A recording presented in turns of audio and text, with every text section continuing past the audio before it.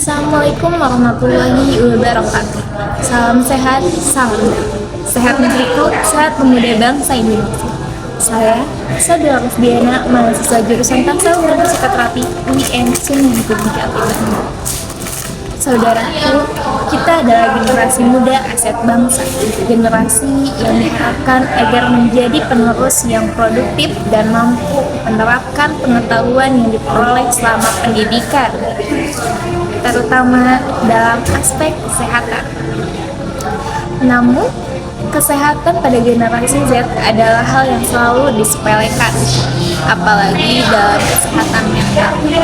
Dikutip dari data McKinsey Health Institute yang menyatakan bahwa banyak dari responden generasi Z yang mengalami kesehatan mental, sosial, dan spiritual yang buruk. Riset Ipsos Global juga menunjukkan bahwa 44% dari 31 negara menilai kesehatan mental mulai menjadi isu yang mengkhawatirkan. Hal ini dikarenakan kesehatan mental adalah hal yang selalu diperbincangkan di seluruh dunia.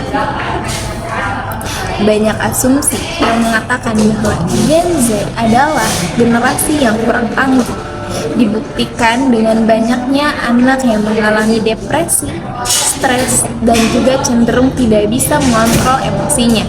Bahkan tidak sedikit yang melakukan self-diagnose.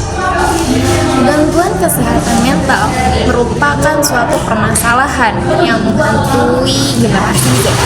Padahal, generasi Z yang lahir pada tahun 1997 hingga 2012 ini merupakan bakal pemimpin Indonesia emas pada tahun 2045. Di Indonesia sendiri tercatat bahwa tahun 2023 kasus bunuh diri mencapai 971 kasus, yang mana ini adalah angka yang meningkat dari kasus tahun sebelumnya. Lalu, siapa yang menjadi penerus bangsa jika bangsa sendiri telah menghabisi nyawanya sendiri dengan tangannya? Dalam konteks ini, banyak pula muslim yang mengalami stres dan depresi. Tidak memungkiri pula, generasi Z adalah yang terbanyak mengalami hal tersebut.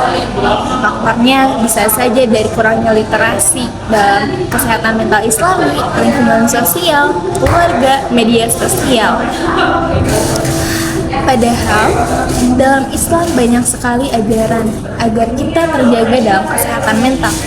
Sebagai muslim, kita harus bisa menjaga kesehatan mental.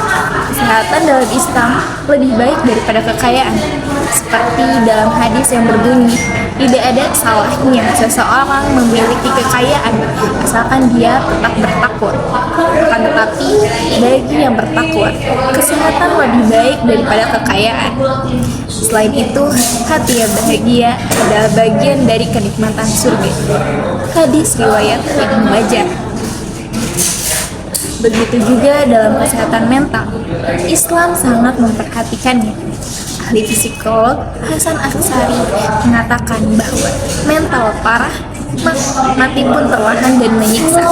Maka dari itu, Islam banyak sekali mengajarkan untuk membersihkan hati agar mental kita lebih bahagia. Mulai dari sabar, ikhlas, Islam itu sangat indah. Oleh sebab itu, kita generasi Z, terlebih lagi orang muslim, jagalah kesehatan mental kita.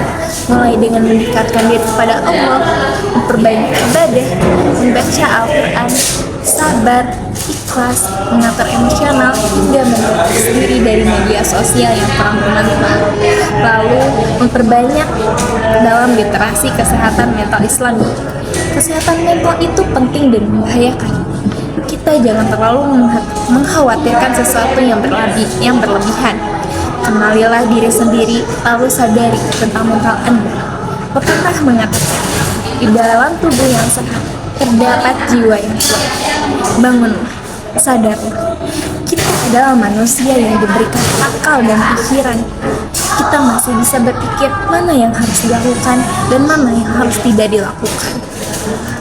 Mulailah mengubah mindset kita. Peduli akan diri sendiri dan beranikan diri untuk menjadi manusia yang berakal sehat. Jika bukan diri kita, siapa lagi yang akan memperbaikinya?